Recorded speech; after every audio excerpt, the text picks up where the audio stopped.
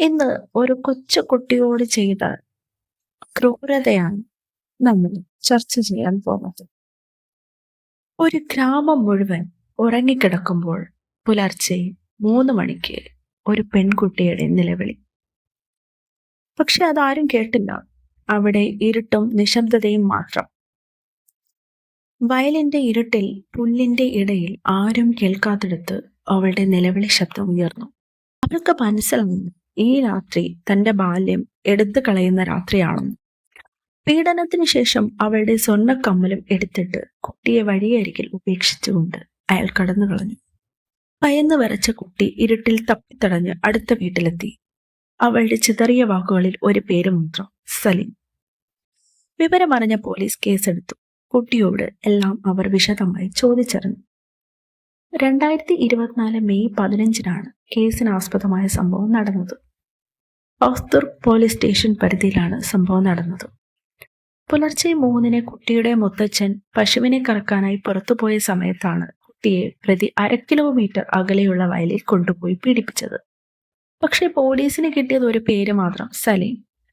പക്ഷെ പിന്നെ തെളിവുകൾ ഒന്നിന് പിന്നാലെ ഓരോന്നായി പുറത്തു വരാൻ തുടങ്ങി. സംഭവത്തിന് ശേഷം സലീമിനെ സൈക്കിളിൽ റെയിൽവേ സ്റ്റേഷനിലേക്ക് കൊണ്ടുവിട്ട ആളും സലീം നടന്നു വരുന്നത് കണ്ട 2 പേരും അന്വേഷണ ഘട്ടത്തിൽ തന്നെ പ്രതിയെ തിരിച്ചറിഞ്ഞു. കുറ്റവാളിയുടെ മുഖം ഇരുട്ടിൽ നിന്നും പുറത്തു വന്നു. പിന്നെ പോലീസിന്റെ അടുത്ത ദൗത്യം പ്രതിയെ കണ്ടെത്തുക എന്നതായിരുന്നു. അവർ അന്വേഷണം തുടങ്ങി.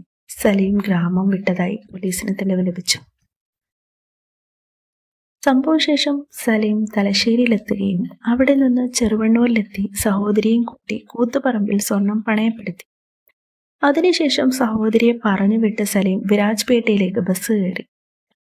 ഇവിടെ നിന്ന് മൈസൂരിലേക്കും പിന്നീട് ബാംഗ്ലൂരിലേക്കും അവിടെ നിന്ന് മുംബൈയിലേക്കും പോയി. ജോലി തേടിയുള്ള യാത്രയാണെന്നാണ് പോലീസ് പറയുന്നത്. പക്ഷെ പോലീസിന്റെ കണ്ണുകൾ അവനെ പിന്തുടരുകയായിരുന്നു എന്ന സത്യം അവൻ തിരിച്ചറിഞ്ഞില്ല. ജോലി ലഭിക്കാതെ വന്നതോടെ കൂട്ടുകാരിയുടെ സഹായത്തോടെ റായ്ചൂരിലെ തോട്ടത്തിൽ ജോലി കിട്ടുമോ എന്ന് അന്വേഷിച്ചു. ഇതിനുവേണ്ടി ബാംഗ്ലൂരിലേക്ക് വരാൻ നിൽക്കുമ്പോഴാണ് പോലീസ് വലയിലായത്. 2 മോഷണ കേസിലും സലീമിനെതിരെ പോലീസ് കേസ് രജിസ്റ്റർ ചെയ്തിരുന്നു. ഭാര്യയും 4 മക്കളുമുള്ള ആളാണ് പ്രതി. ഇയാൾ സ്ഥിരമായി ഇവിടെ താമസിക്കാറില്ല. ഇടയ്ക്ക് കുടകിലേക്ക് പോകും. അതിനാൽ തന്നെ നാട്ടുകാരുമായി സലീമിന് വലിയ പരിചയമൊന്നുമില്ല. ഇയാളുടെ ഭാര്യയുടെ മൊഴി പോലും വിചാരണ കോടതിയിൽ പ്രോസിക്യൂഷന് അനുകൂലമായിരുന്നു. കുടക് നപ്പോക്ക് സ്വദേശി സലീം 40 വയസ്സാണ് അറസ്റ്റിലായത്. ഹോസ്ദുർഗ് അതിവേഗ പ്രത്യേക കോടതി ജഡ്ജി PM സുരേഷ് ആണ് ശിക്ഷ വിധിച്ചത്. കേസിൽ സലീമിന്റെ സഹോദരിയായ കൂത്തുപറമ്പിൽ താമസിക്കുന്ന കുടക് സ്വദേശിനി സുഹേബയും കുറ്റക്കാരിയാണെന്ന് കോടതി കണ്ടെത്തിയിരുന്നു. കവർച്ച മുതൽ വിൽക്കാൻ കൂട്ടുനിന്നുവെന്ന കുറ്റത്തിനാണ് ഇവരെ പ്രതിയാക്കിയത്.